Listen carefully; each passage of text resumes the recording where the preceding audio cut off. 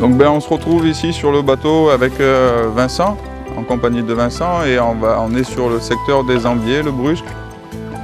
Et donc ce matin on s'est mis à l'eau, il était quoi, à quelle heure? 7h, 7h moins le quart à peu près. Donc il faisait encore nuit pour être à la bonne heure pour pêcher les calamars. Bon, il ne vous faut pas non plus des tonnes, on va en prendre 6 ou 7, ça va suffire, en espérant qu'ils soient de bonne taille. Là on en a fait déjà 4 ou 5 pour la technique du fireball en bateau. Donc là la technique qu'on utilise, c'est le tataki.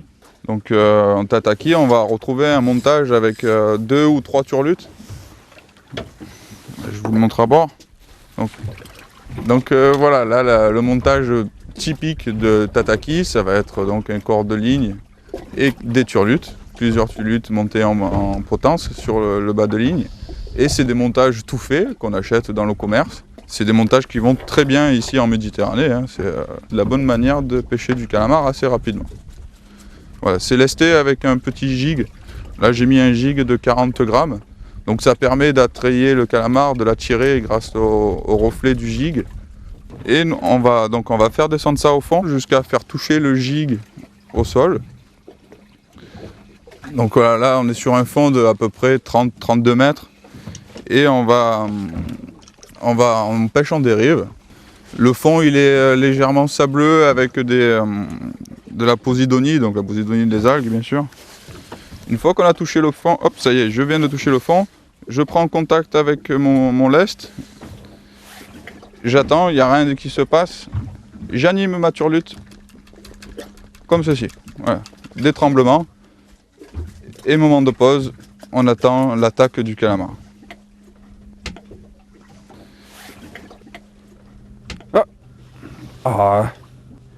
Je le sens au bout de la canne, mais il ne se prend pas. Là, on dirait vraiment qu'il s'amuse plus avec moi qu'à prendre la calamarette.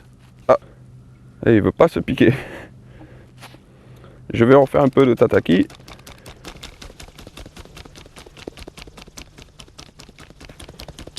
Hop, moment de pause.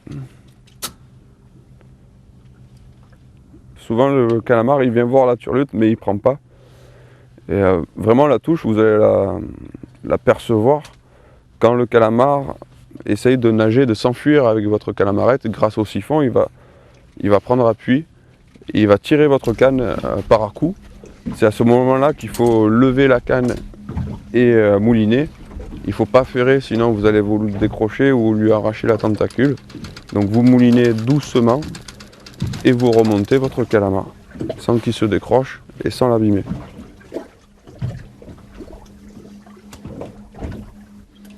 Alors les pauses elles peuvent être de 5-10 secondes, il n'y a pas de règle générale.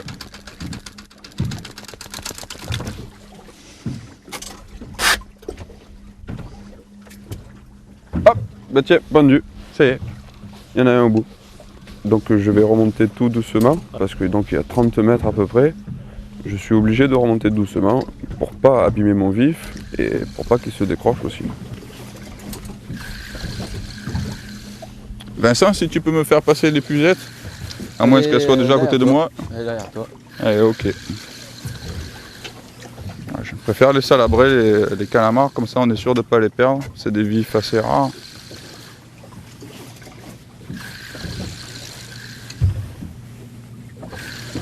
Donc là on pêche le calamar en tataki.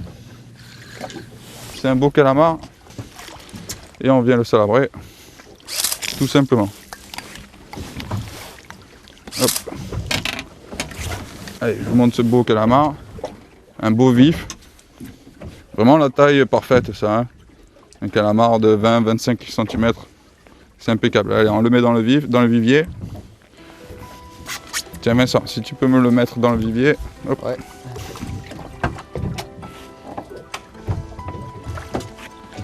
Il est bon. Encore un bon vif pour tout à l'heure.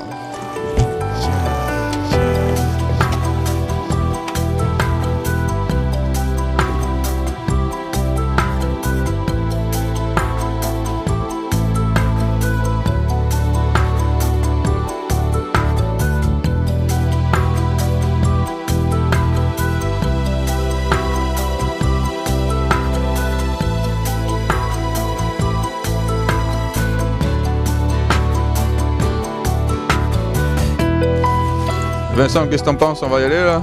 Ouais, on y va. Il est à peu près 9 h. Les calamars, on n'arrive plus à en faire. Donc on va aller partir pour pêcher au vif. On va ranger peut-être les cannes à calamars et sortir les cannes pour le tufer. Allez, Pour avoir un super. peu de place sur le bateau. Moi j'ai mis des émerillons, comme ça c'est plus facile de ranger. Et ça permet aussi de changer les turlutes rapidement en fonction des proies sur lesquelles sont les calamars. De mettre des grosses turlutes, des petites, changer les couleurs. Ça permet d'avoir un montage efficace, rapide à changer.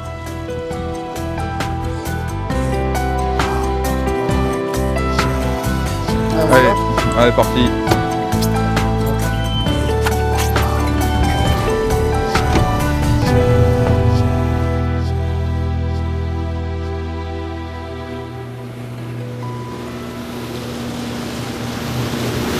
Allez Vincent, là on est arrivé à peu près.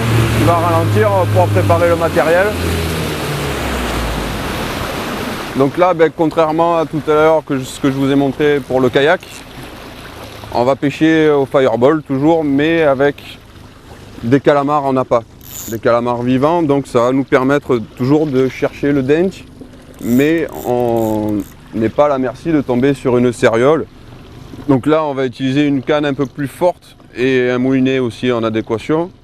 Donc la canne, c'est une canne Smith AMJ S54H. C'est une canne typée pour le gig qui va accepter des poils jusqu'à 280 grammes. C'est une canne qui va nous permettre vraiment de brider le poisson et de le sortir s'il faut sortir de la roche. Ensuite, le moulinet, c'est un Daiwa Saltiga, une bonne réserve de fil et surtout un frein de qualité. Pour ce qui est de la tresse et du bas de ligne, je suis monté en 60 livres. La tresse c'est de la Varivas. Mon bas de ligne c'est du fluorocarbone. Je mets à peu près 10 mètres et c'est du 60 livres toujours. Et en terminaison, je viens mettre mon fireball. Aujourd'hui, donc, on a pris quelques calamars de belle taille. On va pouvoir mettre l'assist avec 2 hameçons selon la taille du calamar choisi. Donc, contrairement à la pêche au saran qu'on a vu tout à l'heure, je vais mettre 2 hameçons sur ma tresse. Donc là, cette taille, ça me paraît plutôt pas mal. Hop, donc je récupère mon montage, hop, mon anneau brisé que je viens fixer sur le fire. Vous pouvez le faire avec une pince, mais bon, des fois on y arrive avec un bon coup de main à le positionner. Donc là, voilà, mon montage se présente comme ça. Un hameçon qui va venir dans la tête du calamar, au milieu des tentacules. C'est des hameçons, c'est du Decoy JS3 en 2.0. De temps en temps, selon les calamars, je peux monter des hameçons 3.0, 4.0. Ça va vraiment dépendre de la taille. Donc voilà mon fireball. Ça c'est mon hameçon tracteur que je positionnerai bien sur l'arrière du calamar. Je vais vous montrer ça. Donc on le récupère dans le vivier.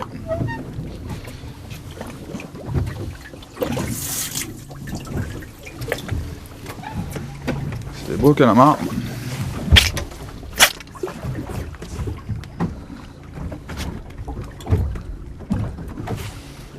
Donc on récupère le fireball. On retourne notre calamar et on va le balancer bien au milieu. On attrape la plume et on ressort. Donc là, le calamar, il est en place sur le fireball. Il n'y aura plus qu'à mettre les assists.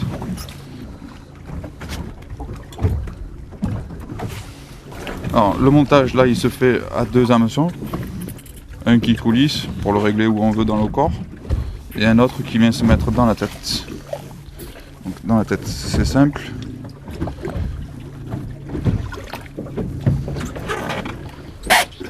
Au milieu et dans la tentacule. Hop.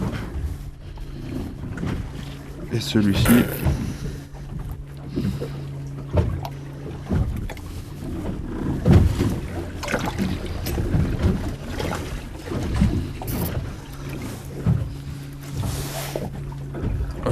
le calamar esqué.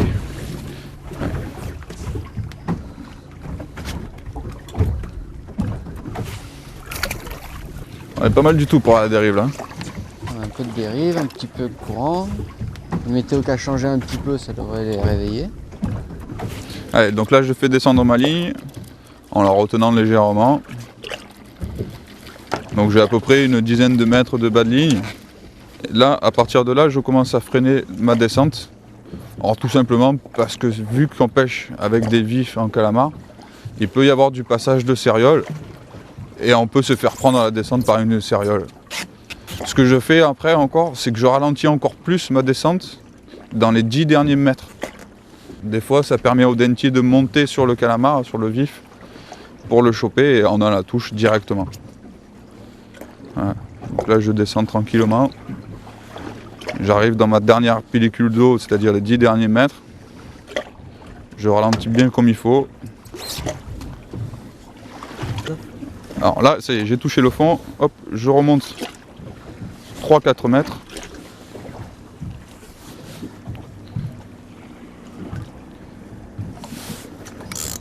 Mon frein, je vérifie qu'il est réglé. On va régler le frein assez fort, hein. On est sur une zone où il peut y avoir des mérous, donc il va falloir les sortir assez rapidement du fond. C'est des dérives qui vont durer à peu près 20-25 minutes. Sachant que normalement, une fois touché le fond, ça ne dure jamais trop longtemps si le poisson est présent. À peu près en un quart d'heure, vous allez voir si le poisson est là ou pas. Donc là, en fait, je ressens mon calamar qui est vraiment avec son siphon qui cherche à partir. Alors, souvent, c'est un indicateur qu'un prédateur arrive sur lui.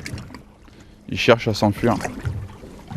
Et là, ce que je fais, c'est que je prends le fil à la main.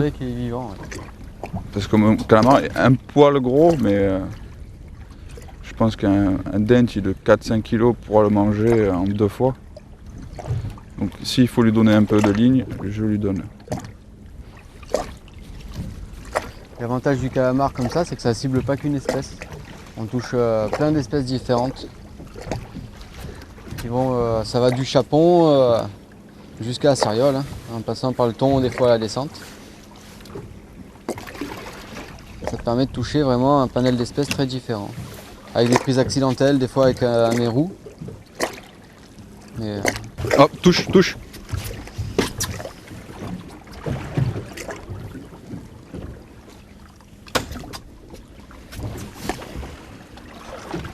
Ça a pris? Tanoude? Alors, on est pas mal gêné par les tanoudes. D'ailleurs, on les a vus au sondeur tout à l'heure. Donc elles essayent de croquer un peu la tête du calamar. Donc il faut essayer de les éviter, c'est pas celle-là qu'on recherche. C'est pas ce poisson qu'on recherche du tout. Ah, touche. Donne-lui du fil. Hein. Ouais. Ça part. Allez, monte. Allez. Doucement, c'est bon. Allez, le perds pas, hein.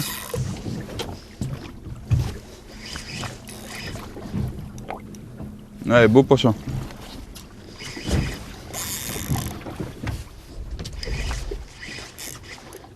C'est un denti. C'est un beau denti. C'est des gros coups de tête puissants. Il n'a pas réussi à gagner le fond. En fait, j'ai mis le calamar très près du fond. Ça permet en fait, Tu me dis contrairement à la traîne, de mettre un poisson vif vraiment près du fond et de suivre le détail, les roches et tout.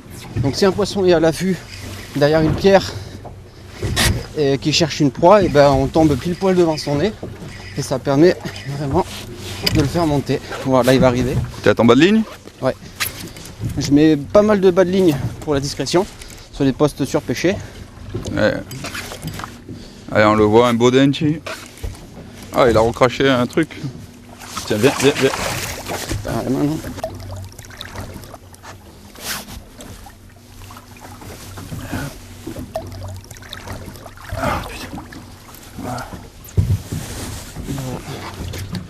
beau poisson. Ça, tu mets pas la main dans les œufs. Poisson Alors, il doit fireball. faire quoi 3-4 kilos 4 kilos, il est fait. Voilà. Un beau poisson. Ah, juste piqué avec l'hameçon de tête hein, qui était dans Voilà. la tête du calamar. Comme souvent, ouais. Très beau poisson. Vraiment le roi de Méditerranée. Alors, vous voyez, ça lui a pas fait peur. On lui a mis un calamar de 25-30 cm. Et il n'a pas du tout eu peur de l'attaquer. Poisson, poisson. Là, on voit que le poisson, il entre. C'est une bonne zone. Un petit dengue.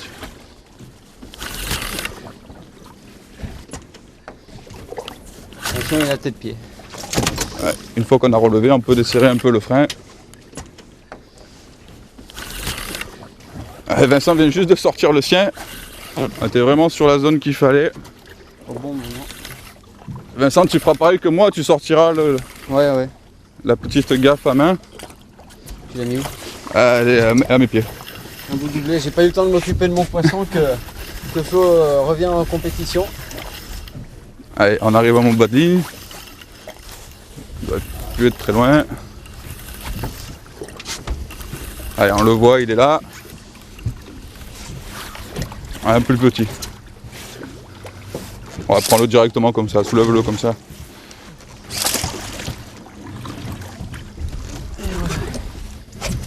Un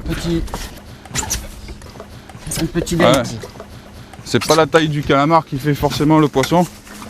Parce que c'est moi qui avais le plus gros calamar et c'est le plus petit des poissons. Pour l'instant, du doublé de Vincent et moi là. Ouais. On va s'empresser de faire les images pour relâcher ce petit là. Ouais. Beau poisson, un beau doublé magnifique. Bon, bah, Donc c'est pas avec mal, de hein. même montage, hein. C'est Ouais.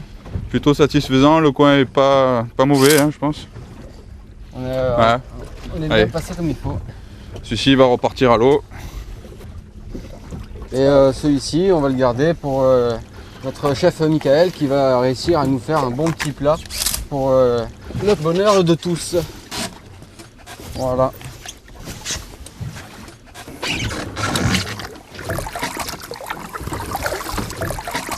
Allez, on essaie de le re-oxygéner au maximum.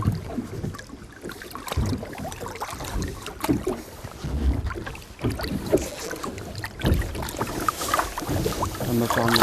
Ah, super. Super.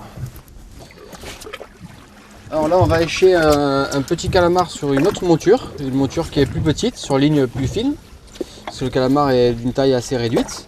Donc ça, c'est Fred qui fait ces montures-ci. Donc voilà, et elles font 55 grammes et on va ainsi rendre ce petit calamar plus attractif. Ça évite d'avoir une monture trop grosse qui va enfreindre sa nage. Voilà, donc l'hameçon simple planté dans le siphon. Et voilà. On a un petit calamar bien éché et qui va vite rejoindre les dentilles du fond. Allez. Donc ben, là, moi, je vais esquer une sèche. On va essayer autre chose que le calamar. On a fait une belle sèche ce matin. Donc on va essayer avec la sèche. À peu près le même principe hein, pour esquer une sèche. Donc on va rentrer le fire. Voilà. C'est un peu plus dur parce qu'il y a un os. Et c'est bien. Hop. Pareil, un hameçon dans la tête. Elle est pas contente. Et un autre ici.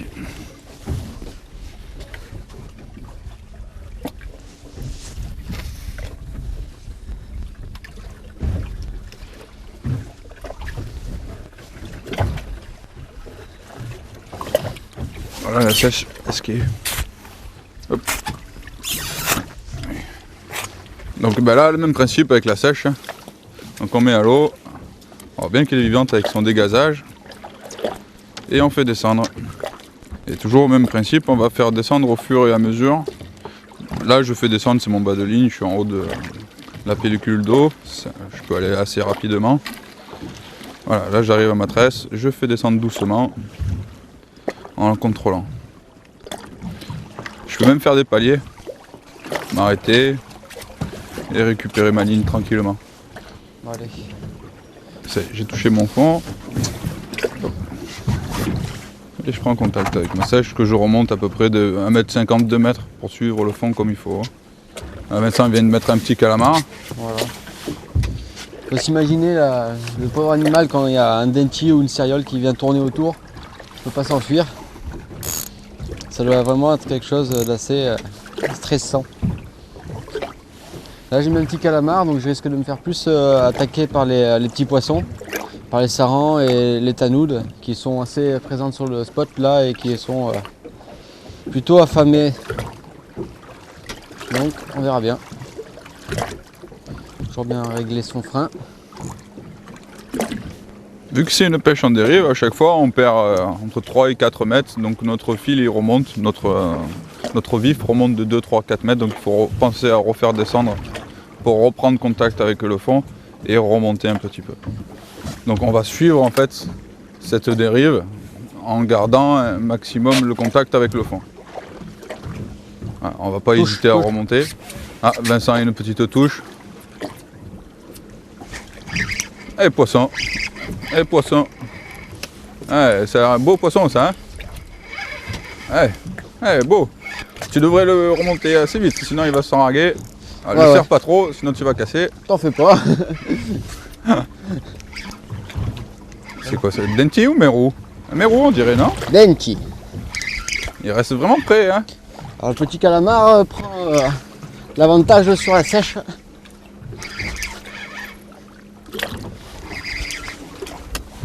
Ouais, ça a l'air d'être un beau poisson, hein. Ça y est, je l'ai décollé, donc là on va pouvoir ralentir un petit peu le combat. Comme ça, si le poisson est de taille assez modeste, on pourra faire le relâcher comme tout à l'heure. Il ne faut pas hésiter à relâcher les petites pièces et conserver les plus belles. Voilà, on va pas tarder. Au bas de ligne. On va pas tarder à le voir. Allez, je le vois. Donc on a utilisé une monture à Fred, beaucoup plus planante. Un beau petit dent.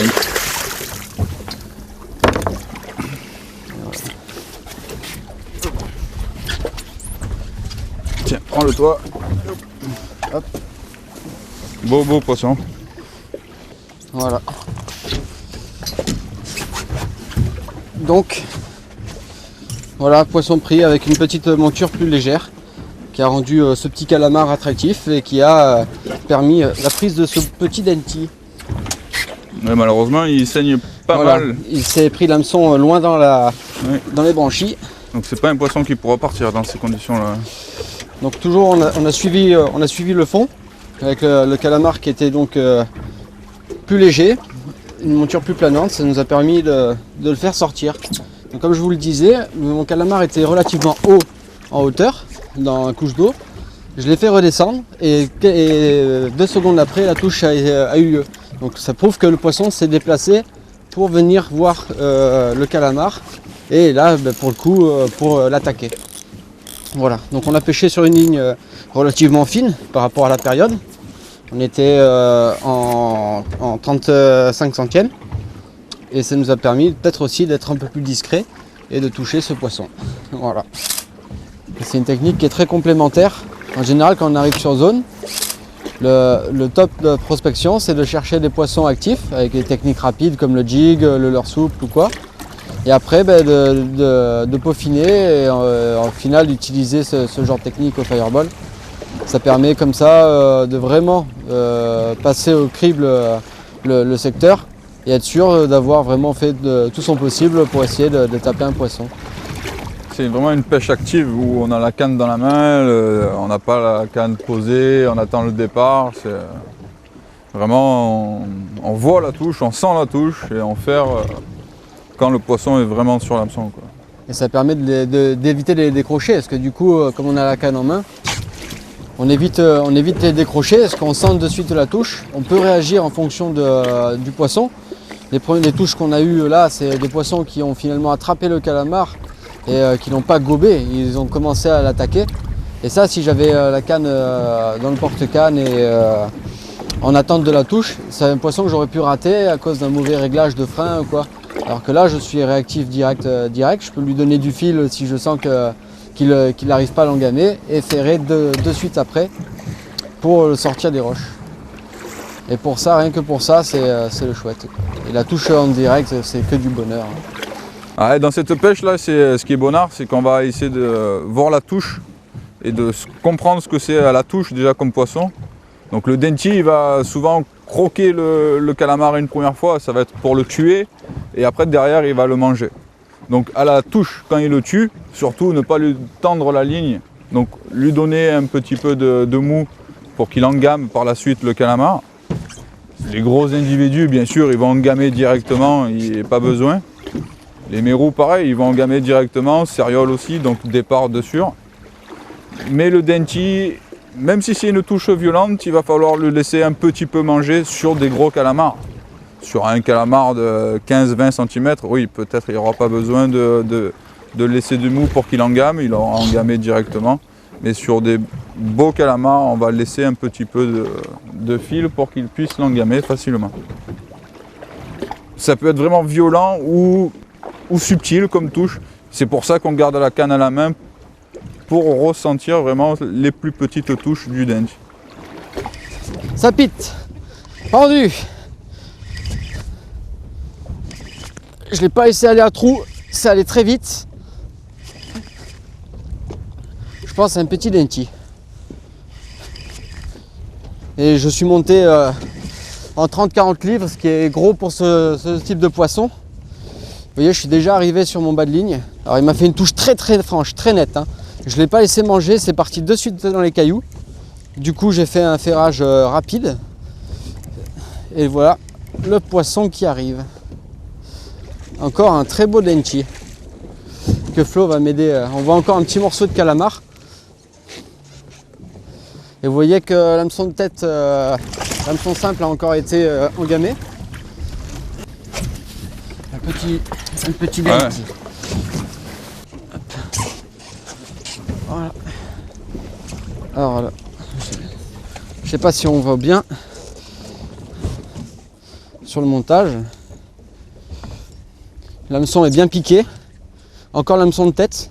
Ça prouve que les attaques sont ciblées, comme l'expliquait Florent tout à l'heure, qu'il attaque vraiment la tête pour tuer sa proie.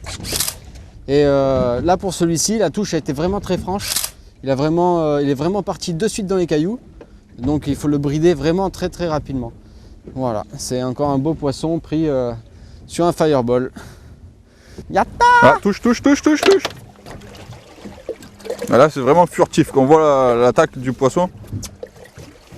Hop, on a vu le sillon là.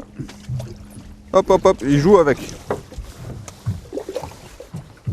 Ah, là je pense qu'il a pas mal engamé. Prochain départ lourd, ce sera pour lui. Allez, poisson.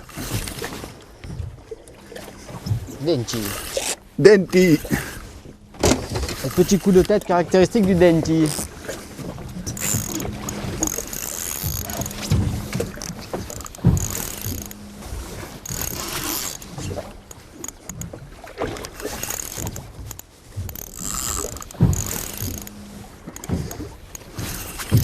Quatrième poisson, ça? Cinquième?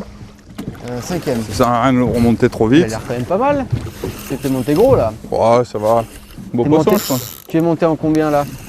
Ben moi, je suis monté en 70 livres. Ça fait du 30 kg à peu près. Ça te permet comme ça de Comme chercher ça, les si je céréales. tombe sur une céréole, j'ai pas trop de soucis à me faire. Ou même un denti, tu sais, qui part sur un rocher. Et d'ailleurs, tout à l'heure, tu l'as vu, Vincent, hein, on a touché une céréole. Elle était bien partie, mais malheureusement, elle s'est décrochée au premier rush. Je pense à mes hameçons qui étaient peut-être un petit peu petits. Et c'est dommage, on l'a pas vu à la caméra parce que c'est parti tellement vite et ça s'est décroché aussi vite. Allez, hop.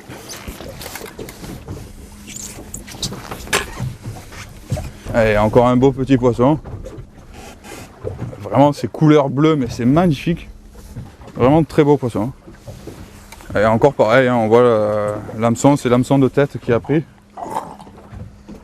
Allez, on va se dépêcher de faire une ou deux photos et le relâcher. Allez, encore un beau poisson et je pense qu'on va finir sur ça. Hein. Bon, on a fait une belle journée, on a eu de bonnes conditions. Ouais. On a pu voir une bonne technique qui est le fireball, qui est très complémentaire de toutes ces techniques qu'on peut déjà utiliser sur nos côtes. Voilà, donc comme tout, on va préserver la ressource, on va relâcher ce beau poisson. On relâche ce poisson et on vous dit au revoir. Allez, au revoir.